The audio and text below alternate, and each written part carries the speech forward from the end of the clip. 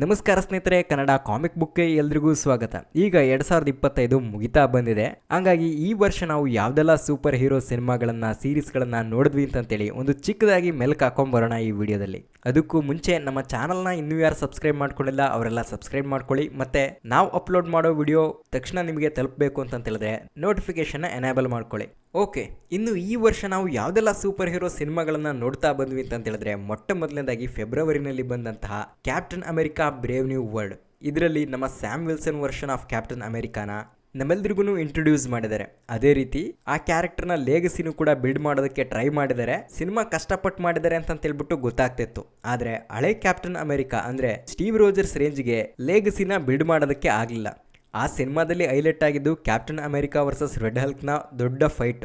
ಅದರ ಜೊತೆಗೆ ಮಲ್ಟಿವರ್ಸಲ್ ವಾರ್ ಶುರುವಾಗ್ತಿದೆ ಅಂತೇಳಿ ಲೀಡರ್ ಪೋಸ್ಟ್ ಕ್ರೆಡಿಟ್ ಸೀನ್ ನಲ್ಲಿ ಆಡಿಯನ್ಸ್ ಗಳಿಗೆ ಒಂದು ದೊಡ್ಡ ಸರ್ಪ್ರೈಸ್ ಅನ್ನ ಕೊಟ್ಟಿದ್ದಾರೆ. ಅಂಡ್ ಇದೆಲ್ಲ ಈ ಸಿನಿಮಾದ ಕತೆ. ಆದ್ರೆ ಅದಾದ್ಮೇಲೆ ಬಂದಿದ್ದೆ ಥಂಡರ್ ಬೋಲ್ಟ್ ಸಿನಿಮಾ. ಇದು ಮೇ ತಿಂಗಳಿನಲ್ಲಿ ಬಂತು. ಸಿನಿಮಾದ ಕತೆ ತುಂಬಾನೇ ಸಖತ್ತಾಗಿತ್ತು. ಆದ್ರೆ ಅನ್ಕೊಂಡಂತ ಸಕ್ಸಸ್ ಏನಾಗ್ಲಿಲ್ಲ. ಯಾಕಂದ್ರೆ ಮಾರ್ವೆಲ್ ಅವ್ರಿಗೆ ಪದೇ ಪದೇ ಆಗ್ತಿದ್ದಂತಹ ಬ್ಲಾಕ್ ಕ್ಲಾಶ್ ಲಿಂದ ಈ ಸಿನಿಮಾಗೆ ಎಫೆಕ್ಟ್ ಹೊಡಿತು ಅಂತ ಅನ್ಸುತ್ತೆ. ಬಟ್ ಸ್ಟಿಲ್ ಈ ಸಿನಿಮಾ ನನಗಂತೂ ಇಷ್ಟ ಆಯ್ತು. ಥಂಡರ್ ಬೋಲ್ಟ್ಸ್ ಟೀಮ್ ಅನ್ನ ನ್ಯೂ ಅವೆಂಜರ್ಸ್ ಅಂತೇಳಿ ಅಫಿಷಿಯಲ್ ಆಗಿ ಅನೌನ್ಸ್ ಮಾಡಿದ್ದಾರೆ. ಬಟ್ ಫಸ್ಟ್ ಕ್ರೆಡಿಟ್ ಸೀನ್ ನಲ್ಲಿ ಇದೇನೋ ಟೆಂಪ್ರವರಿಗೆ ಕ್ರಿಯೇಟ್ ಆಗಿರುವಂತ Avengers team actual Avengers team ಅನ್ನ ಕ್ಯಾಪ್ಟನ್ ಅಮೆರಿಕಾನೇ ಲೀಡ್ ಮಾಡ್ತಾ ಇದ್ದಾನೆ. ಅವನು ರಿಯಲ್ ಅವೆಂಜರ್ಸ್ ಟೀಮ್ ಅನ್ನ ಕಟ್ತಾನೆ ಅನ್ನೋ ರೀತಿ ತೋರಿಸಿದ್ದಾರೆ.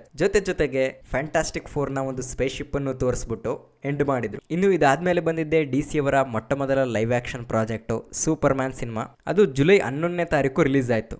ಈ ಸಿನಿಮಾನ ಖುದ್ದು ಡಿಸಿ ಸ್ಟುಡಿಯೋಸ್ನ ಕೋ-ಸಿಇಒ ಆಗಿರುವಂತಹ ಜೇಮ್ಸ್ ಗನ್ ಅವರೇ ಡೈರೆಕ್ಷನ್ ಮಾಡಿದ್ದು. ಸಿನಿಮಾಗೆ ಒಂದು ಪಾಸಿಟಿವ್ನೆಸ್ ಅನ್ನ ತುಂಬಿತು. ಯಾಕೆ ಅಂತ ಹೇಳಿದ್ರೆ ಅವರ ಪಾಸ್ಟ್ ಸಕ್ಸಸ್ಫುಲ್ ಸಿನಿಮಾಗಳಿಂದ ಈ ಸಿನಿಮಾಗೂ ಸ್ವಲ್ಪ ಏನಾದ್ರೂ ಬೂಸ್ಟ್ ಸಿಕ್ಲಿ ಅಂತಾನೋ ಏನೋ. ಆಕ್ಚುಲಿ ಕತೆಗೂ ಕೂಡ ಅಷ್ಟೇ ದಮ್ಮಿತ್ತು. ಕಾಮಿಕ್ ಆಕ್ಯುರೇಟ್ ಆಗಿರೋ ಸೂಪರ್ ಮ್ಯಾನ್ ಅನ್ನ ತುಂಬಾ ಚೆನ್ನಾಗೇನೆ ಜನರ ಮುಂದೆ ಇಂಟ್ರೊಡ್ಯೂಸ್ ಮಾಡಿದ್ರು. ಅಂಡ್ ಈ ಒಂದು ಡಿಸಿ ಯೂನಿವರ್ಸ್ ತುಂಬಾನೇ ದೊಡ್ಡದಾಗಿದೆ, ತುಂಬಾನೇ ಗ್ರ್ಯಾಂಡ್ ಆಗಿದೆ ಅಂತೇಳಿ ತೋರಿಸೋದಕ್ಕೆ ಆಲ್ರೆಡಿ ಎಸ್ಟಾಬ್ಲಿಷ್ ಆಗಿರುವಂತ ಒಂದಿಷ್ಟು ಸೂಪರ್ ಹೀರೋಸ್ ಗಳನ್ನ ತೋರಿಸಿದರೆ. ಅಂದ್ರೆ ಗ್ರೀನ್ ಲ್ಯಾಂಟರ್ನ್, ಹಾಕಲ್, ಮಿಸ್ಟರ್ ಟೆರಿಫಿಕ್ ಜೊತೆಗೆ ಮೆಟಾಮಾರ್ಫೋ ಇಂಥವ್ರನ್ನ. ಇದು ಅಂತ ದೊಡ್ಡ ಗ್ರೇಟ್ ಸಿನಿಮಾ ಆಗದೆ ಇದ್ರೂ ಕೂಡ ಒಂದು ಗುಡ್ ಸಿನಿಮಾ ಆಗಿ ಡಿಸಿಯುಗೆ ಒಂದು ಒಳ್ಳೆ ಸ್ಟಾರ್ಟ್ ಅನ್ನೇ ತಂದ್ಕೊಡ್ತು. ಇನ್ನು ಅದಾದ್ಮೇಲೆ ಅದೇ ತಿಂಗಳಿನಲ್ಲಿ fantastic four first step cinema ಕೂಡ ರಿಲೀಸ್ ಆಯ್ತು. ಆಕ್ಚುಲಿ ಈ ಎರಡು ಸಿನಿಮಾಗಳಿಗೆ ತುಂಬಾ ದೊಡ್ಡ ಕ್ಲಾಶ್ ಆಗುತ್ತೆ ಅಂತೇಳಿ ಅನ್ಕೊಳ್ತಾ ಇದ್ರೆ ಮೂವಿ ಲವರ್ಸ್ಗಳು ಇದನ್ನ ಮಾರ್ವೆಲ್ ವರ್ಸಸ್ ಡಿಸಿ ಅನ್ಕೊಳ್ದೆ ಮಾರ್ವೆಲ್ ಅಂಡ್ ಡಿಸಿ ಅಂತ ಹೇಳ್ಬಿಟ್ಟು ಎರಡು ಸಿನಿಮಾಗಳನ್ನ ಎಂಜಾಯ್ ಮಾಡಿದ್ರು. ಅದು ತುಂಬಾನೇ ಖುಷಿಯಾಗಿರೋ ವಿಚಾರ. ಎಸ್ಪೆಷಲಿ ಈ ಸಿನಿಮಾನು ಕೂಡ ಅಷ್ಟೇ ಚೆನ್ನಾಗಿತ್ತು. ಇದುವರೆಗೂ ಬಂದಿರುವಂತಹ ಫ್ಯಾಂಟಾಸ್ಟಿಕ್ ಫೋರ್ ಸಿನಿಮಾ ಫ್ರಾಂಚೈಸ್ ಗಳಲ್ಲಿ ಇದು one of the best cinema ಆಗಿ ಎಲ್ಲರ ಮನಸ್ಸನ್ನು ಗೆದ್ದಿತ್ತು. ನನಗಂತೂ ತುಂಬಾ ಇಷ್ಟ ಆಯ್ತು. ಎಲ್ಲೋ ಒಂದ್ ಕಡೆ ಮಾರ್ವೆಲ್ ಕಳೆದೋಗ್ತಿದೆ ಅನ್ನೋ ಟೈಮ್ನಲ್ಲಿ ಈ ಸಿನಿಮಾ ಒಂದು ಹೊಸ ಹೋಪ್ ಅನ್ನ ತಂದ್ಕೊಡ್ತು. ಅದೇ ರೀತಿ ಈ ಸಿನಿಮಾದ ಮೂಲಕನೇ ಮಾರ್ವೆಲ್ ಅವರ ಬೇಸಿಕ್ಸ್ ಕೂಡ ಶುರುವಾಗ್ತಿರೋದ್ರಿಂದ ಇಲ್ಲಿಂದ ಈಚೆಗೆ ಬರುವಂತ ಸಿನಿಮಾಗಳ ಕ್ವಾಲಿಟಿನೇ ಬೇರೆ ಅನ್ನೋ ಒಂದು ಹೋಪ್ ಅನ್ನ ಮಾರ್ವೆಲ್ ಅಭಿಮಾನಿಗಳಿಗೆ ಇದು ಕೊಟ್ಟಿದೆ ಅಂತಾನೆ ಹೇಳ್ಬೋದು. ಆಕ್ಚುಲಿ ಮ್ಯಾಟ್ ಶಕ್ಮನ್ ಅವರು ಈ ರೇಂಜ್ಗೆ ಸಿನಿಮಾನ ಎಂಗೇಜಿಂಗ್ ಆಗಿ ತಗೊಂಡೋಗ್ತಾರೆ ಅಂತೇಳಿ ನಾನಂತೂ ಅನ್ಕೊಂಡಿರ್ಲಿಲ್ಲ. ನನಗೆ ತುಂಬಾನೇ ಇಂಪ್ರೆಸ್ ಮಾಡ್ತು ಈ ಸಿನಿಮಾ. ಒಟ್ಟಾರೆ ಹೇಳ್ಬೇಕು ಅಂತ ಹೇಳಿದ್ರೆ ಈ ವರ್ಷ ಬಂದಂತಹ ಎಲ್ಲಾ ಸೂಪರ್ ಹೀರೋ ಸಿನಿಮಾಗಳು ಕೂಡ ತುಂಬಾನೇ ಚೆನ್ನಾಗಿದ್ವು.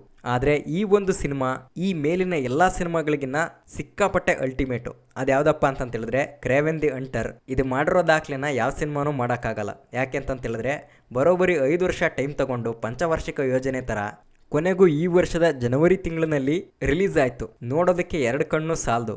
ಸಿನಿಮಾ ನೋಡಿ ಎಷ್ಟು ಖುಷಿಯಾಗಿದ್ದೆ ಅಂತ ಹೇಳಿದ್ರೆ ಸಿನಿಮಾ ರಿವ್ಯೂ ಮಾಡೋದನ್ನೇ ಮರ್ತ್ಬಿಟ್ಟೆ. ಇಂಥ ಮಾಸ್ಟರ್ ಪೀಸ್ ಅನ್ನ ನಮಗೆಲ್ಲ ಕೊಟ್ಟಂತ ಸೋನಿ ಆತ್ಮಕ್ಕೆ ಶಾಂತಿ ಸಿಗ್ಲಿ ಅಂತೇಳಿ ನಾವು ದೇವರಲ್ಲಿ ಪ್ರಾರ್ಥನೆ ಮಾಡ್ಕೊಳ್ಳೋಣ. ಓಕೆ, ಇವೆಲ್ಲವೂ ಸಿನಿಮಾಗಳ ಕತೆ. ಆದ್ರೆ ಇನ್ನು ಸೂಪರ್ ಹೀರೋ ಸೀರೀಸ್ಗಳು ಕೂಡ ಒಂದಿಷ್ಟಿವೆ. ಅದರಲ್ಲಿ ಆಲ್ಮೋಸ್ಟ್ ಆಲ್ ಎಲ್ಲಾ ಸೀರೀಸ್ಗಳನ್ನು ಕೂಡ ನೋಡಿದೀನಿ. ಕೆಲವೊಂದಿಷ್ಟನ್ನ ಬಿಟ್ಟಾಕಿ ಮೊದಲು ನಾನು ನೋಡಿರುವಂತ ಸೀರೀಸ್ಗಳನ್ನ ಹೇಳ್ಬಿಡು. ಮೊದಲೇದಾಗಿ ಜನವರಿನಲ್ಲಿ your friendly neighbourhood Spider Man ಬಂತು. ಈ ಸೀರೀಸ್ ಕೂಡ ಆಕ್ಚುಲಿ ಚೆನ್ನಾಗೇನೆ ಇತ್ತು.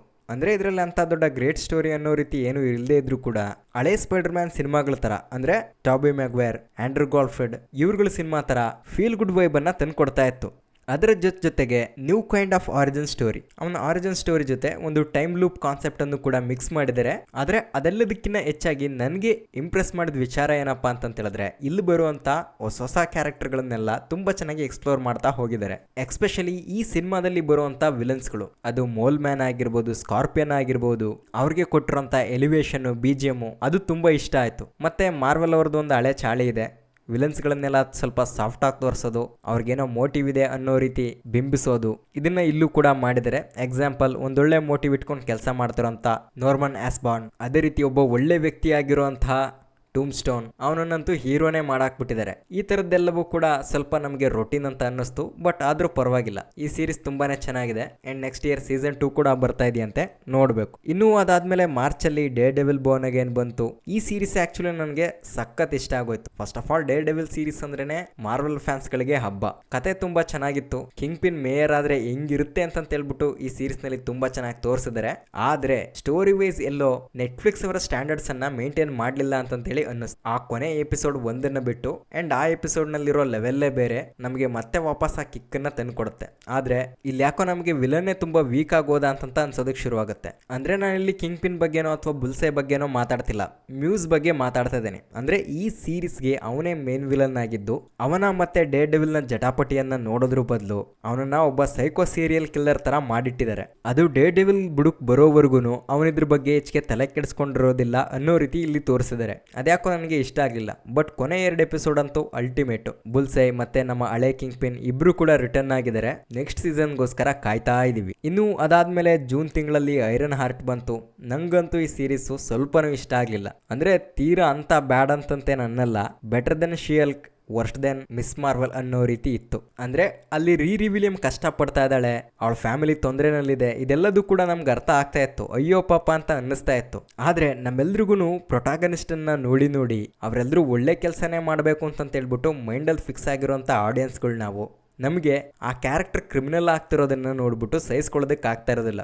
ಕೊನೆಗಂತೂ ಆ ಕ್ಯಾರೆಕ್ಟರ್ನ ಕಂಪ್ಲೀಟ್ ಆಗಿ ಕರಪ್ಟ್ ಆಗೋ ರೀತಿನೇ ಮಾಡಾಕ್ಬಿಟ್ಟಿದ್ದಾರೆ. ಅಂದ್ರೆ ಮೆಫಿಸ್ಟೋ ಹತ್ರ ಡೀಲ್ ಮಾಡ್ಕೊಂಡು ಶೀ ಸ್ಯಾಕ್ರಿಫೈಸ್ ಹರ್ ಸೆಲ್ಫ್. ಆಕ್ಚುಲಿ ಹಿಂಗೆಲ್ಲ ಆದ್ರೆ ಯಾರಿಗೆ ಇಷ್ಟ ಆಗುತ್ತೆ ಹೇಳಿ. ಅಂಡ್ ಈ ಸೀರೀಸಲ್ಲಿ ಇಂಟ್ರೆಸ್ಟಿಂಗ್ ಪಾರ್ಟ್ ಅಂತ ಇದ್ದಿದ್ದು ಮೆಫಿಸ್ಟೋನ ಇಂಟ್ರೊಡ್ಯೂಸ್ ಮಾಡಿದ್ರಲ್ಲ, ಅದೊಂದೇ. ಅವನಿಗೂ ಹುಡುಗೂ ಇರುವಂತ ಲಿಂಕ್ ನನಗೆ ತುಂಬಾ ಇಷ್ಟ ಆಯ್ತು. ಬಟ್ ರೀರಿ ವಿಲಿಯಮ್ಸ್ ಕ್ಯಾರೆಕ್ಟರ್ ನನಗೆ ಅಂತ ಇಂಪ್ರೆಸ್ ಏನ್ ಮಾಡಲಿಲ್ಲ. ಅದರಲ್ಲೂ ಆಕ್ಚುಲಿ ಐರನ್ ಮ್ಯಾನ್ ಅನ್ನ ತೆಗಳೋದ್ ಬೇರೆ. ದುಡ್ಡು ಇಲ್ದಿದ್ರೆ ಅವನಂತ ದೊಡ್ಡ ಇನ್ವೆಂಟರ್ ಆಗ್ತಿರ್ಲಿಲ್ಲ ಅಂತ. ಹೌದು, ಒಂದು ಪಾಯಿಂಟ್ ಅಲ್ಲಿ ಅದು ಕರೆಕ್ಟೇ.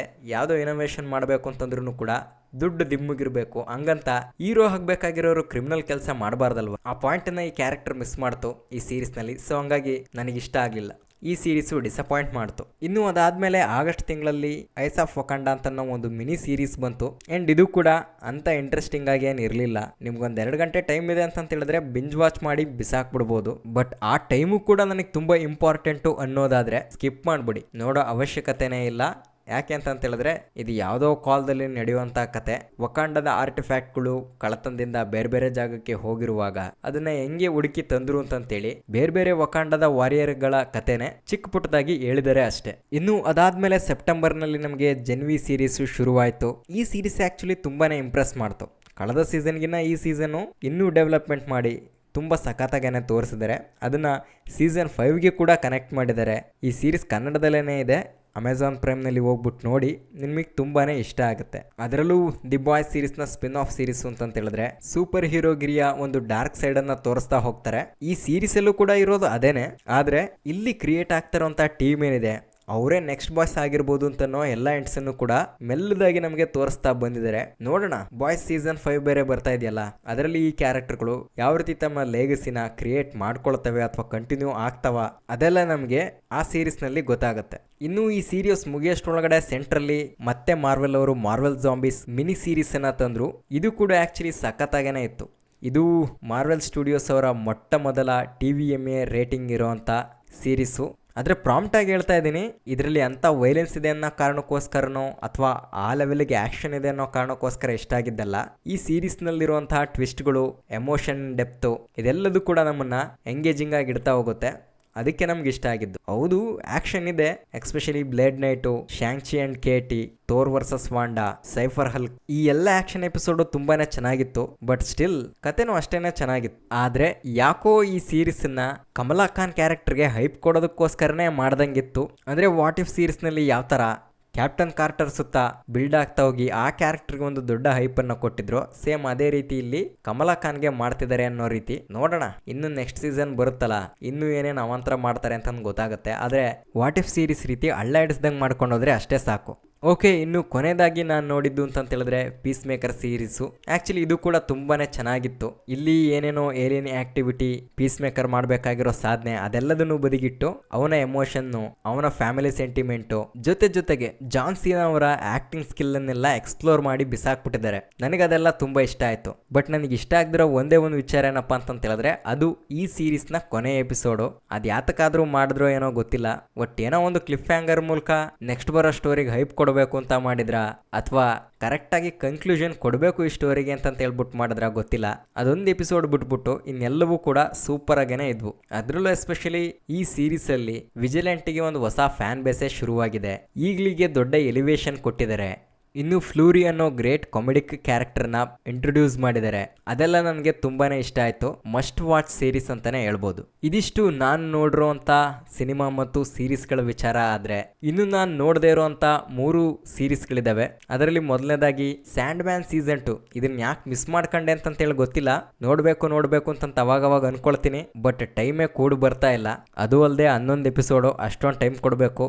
ಯಾವನ್ ನೋಡ್ತಾನೆ ಗುರು ಅಂತನೂ ಕೂಡ ಅನ್ಸುತ್ತೆ. ನೀವ್ಯಾರಾದ್ರೂ ನೋಡಿದ್ರೆ ಈ ಸೀರೀಸ್ ಚೆನ್ನಾಗಿದ್ಯಾ, ನೋಡಬಹುದಾ ಇಲ್ವಾ, ಸಜೆಸ್ಟ್ ಮಾಡಿ. ಇನ್ನು ಅದಾದ್ಮೇಲೆ ಇನ್ನೆರಡು ಆನಿಮೇಷನ್ ಸೀರೀಸ್ಗಳು. ಅದರಲ್ಲಿ ಮೊದಲನೇದಾಗಿ ಇನ್ವಿನ್ಸಿಬಲ್ ಸೀಸನ್ 3. ಅಯ್ಯಯ್ಯಪ್ಪ, 2 ಎಪಿಸೋಡ್ ನೋಡಿದೆ. ಇವ್ರಿಗೇನೋ ತಲೆ ಕೆಟ್ಟಿದೆ ಅಂತ ತಿಳ್ಕೊಂಡ್ಬಿಟ್ಟು ಸುಮ್ಕಾಗೋದೆ. ಬರ್ತಾ ರಾಯರ್ ಕುದುರೆ ಕತ್ತೆ ಆಗಿದೆ ಅಂತೇಳಿ ಇವರು ನೋಡ್ಬಿಟ್ಟೇನೆ ಕಲಿಬೇಕು. ಮೊದಲನೇ ಸೀಸನ್ ನಲ್ಲಿ ಇದ್ದಂತ ಕ್ಯೂರಿಯಾಸಿಟಿ ಆಗಿರ್ಲಿ, ಕ್ರೇಜ್ ಆಗಿರ್ಲಿ, ಅದೀಗ ಉಳ್ಕೊಂಡೇ ಇಲ್ಲ. ಓಮ್ನಿ ಮ್ಯಾನ್ ಬಂದ್ಬಿಟ್ಟು ಏನೋ ಮಾಡ್ತಾನೆ ಅಂತ ಹೇಳ್ಬಿಟ್ಟು ತುದಿಗಾಲಲ್ಲಿ ಕಾಯ್ತಾ ಇರೋರಿಗೆ ಓಮ್ನಿ ಮ್ಯಾನ್ ಅನ್ನ ಒಳ್ಳೆಯವನ್ ಮಾಡಾಕಿದ್ದಾರೆ. ಮಲ್ಟಿವರ್ಸು ಆಳು ಮುಳು ಅಂತೇಳಿ ತೋರ್ಸೋದಕ್ಕೋಗಿ ಇನ್ವಿನ್ಸಿಬಲ್ ನ ವಿಲನ್ ವರ್ಷನ್ ಅನ್ನ ತೋರ್ಸೋದಕ್ಕಂತೇಳಿ ಹೊರಟಿದ್ರು. ಬಟ್ ಮುಂದೆ ಸ್ಟೋರಿ ಏನಾಯ್ತು ಅಂತೇಳಿ ನೋಡೋದಕ್ಕೆ ಹೋಗಿಲ್ಲ. ಸಮಯ ಯಾವಾಗ್ಲಾದ್ರೂ ಸಿಕ್ಕಿದ್ರೆ ಆ ಕರ್ಮಕಾಂಡನು ನೋಡಿ ಮುಗಿಸ್ತೀನಿ. ಇನ್ನು ಕೊನೆಯದಾಗಿ ಹಾರ್ಲಿ ಕ್ವಿನ್ ಸೀಸನ್ 5. ಇದನ್ನ ಯಾಕೆ ನೋಡ್ಲಿಲ್ಲ ಅಂತ ಹೇಳಿದ್ರೆ ದ ಹಾಟ್ ಸ್ಟಾರ್ ನಲ್ಲಿ ಅವೈಲೇಬಲ್ ಇದೆ ಸೀಸನ್ 5. ಬಟ್ ಅದಕ್ಕೂ ಮುಂಚೆ ಬಂದಂತಹ ಸೀಸನ್ಗಳು ಅವೈಲೇಬಲ್ ಇಲ್ಲ.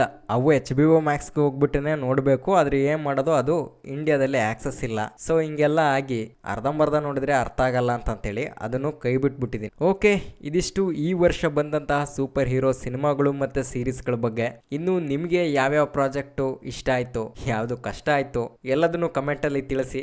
ಮತ್ತೆ ಮುಂದಿನ ವಿಡಿಯೋದಲ್ಲಿ ಸಿಗೋಣ. ಈ ವಿಡಿಯೋ ನೋಡಿದ್ದಕ್ಕಾಗಿ ಧನ್ಯವಾದಗಳು.